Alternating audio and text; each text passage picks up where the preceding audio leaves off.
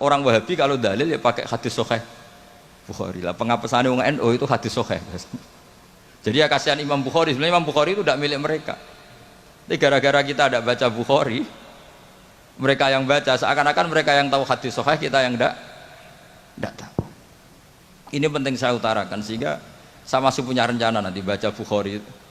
Karena ya supaya mereka tahu kalau Bukhari itu milik kita, tidak milik mereka atau milik semua orang Islam. Akhirnya apa yang terjadi sekarang? Kita umatnya Rasulullah diadili oleh dawahnya Rasulullah sendiri. Saya sering ketemu mereka yang takfiri bilang ini kafir Pak, hadisnya ini. Saya bilang gini, laukana Rasulullahi hayyan lama rodiya ayyufarraqa huwa wa ummati. Andaikan Nabi itu hidup, pasti tidak ridho beliau kamu pisahkan dengan umatnya. Kamu mengkafir-kafirkan orang lain berdasar hadisnya Kanjeng Nabi. Itu artinya kan apa? Nabi kamu pisahkan dengan umatnya berdalil dawuhnya Nabi sendiri. Kebayang nggak kamu memisahkan Badawi dari santrinya berdasar dawuh Badawi sendiri? Semua nabi, semua kiai, semua wali itu asadun nasi syafaqatan li ummatihim. Orang yang sangat sayang kepada umatnya. Tapi sekarang ada tren orang dianggap kafir, artinya dianggap kafir itu dipisahkan dari nabi justru oleh dawuh Nabi sendiri. Kebayang nggak Nabi kerso dipisahkan dari umatnya, padahal Nabi fi akhiri hayati ngendikan ummati. Bahkan yang maksiat saja kata Nabi masih ngendikan syafaati li ahlil kabair min ummati. Nanti jatah syafaat saya tak kasihkan umat-umatku yang amalnya tidak karu-karuan, kira-kira gitu terjemahnya. Jadi betapa cintanya Nabi kepada umatnya sampai yang ahlul ma'asi saja kata Nabi nanti mau saya syafaati karena Nabi gak mau terpisah dari umatnya. Sekarang banyak hadis sahih yang justru dipakai sebagai alat pemisah bainahu wa baina ummati, antara Nabi dan umat. Maka santri Al-Wahdah ini harus kuat. Semua kita harus kuat.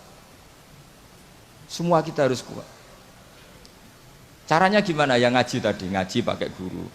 Sekarang alhamdulillah kan banyak gus-gus besar yang misalnya jenengan gak menangi Said Muhammad, ada Gus Naji, ada Gus Ro'ub, ada Gus Kamil, ada Li Akhwas, gak menangi Habib Zain. Gus Zaki dulu lama ngaji Habib Zain, gak menangi Said Romdon Al-Buti, banyak santrinya di Indonesia itu luar biasa. Gak ada ulama top internasional yang sanatnya nggak ada di Indonesia. Misalnya nggak sempat ngaji Habib Umar, banyak orang yang ngaji Habib Umar. Keluarga besar Solo, keluarga besar pondok-pondok banyak ngaji Habib Umar. Jadi Indonesia itu gampang sekali ngakses sanat-sanat kelas dunia. Apalagi Musnidul Alam itu juga orang Indonesia, Syekh Muhammad bin Isa Al-Fadani. Jadi kalau orang Indonesia tidak pinter tuh kebangetan lah kira-kira seperti itu. Karena gampang sekali ngakses sanat-sanat itu. Tapi sanad ini pula yang mulai hilang dari pondok-pondok pesantren, jarang yang mau menekuni. Makanya saya ingin sekali bahwa sanad-sanad ini terus kita jaga.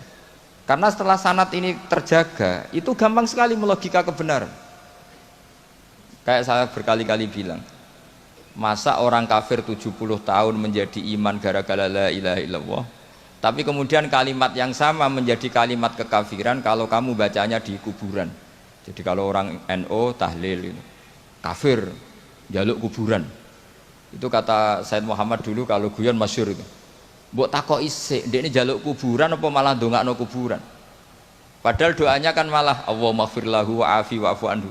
Justru kuburan ini yang didoain, tapi mereka lihat dari jauh karena begini dikira kita minta kuburan, padahal hakikatnya kita mendoakan yang ada di kuburan. Ini secara teori penelitian sudah gagal. Wong neliti saja tidak mau, observasi saja nggak mau. Coba kalau mereka neliti, ternyata mendoakan yang ada di kuburan, bukan minta kuburan. Semua orang NU misalnya kalau ziarah doanya gimana? Allahumma ighfir li sayhina, Allahumma ighfir li ummina, Allahumma ighfir li abina. Itu minta kuburan apa mendoakan mayit yang ada di kuburan? Mendoakan. Tapi mereka menuduh kafir, katanya kita minta sama kuburan karena melihatnya dari jauh, karena begini dilihat dari jauh, oh minta kuburan kan gitu. Ini secara penelitian kan sudah kacau.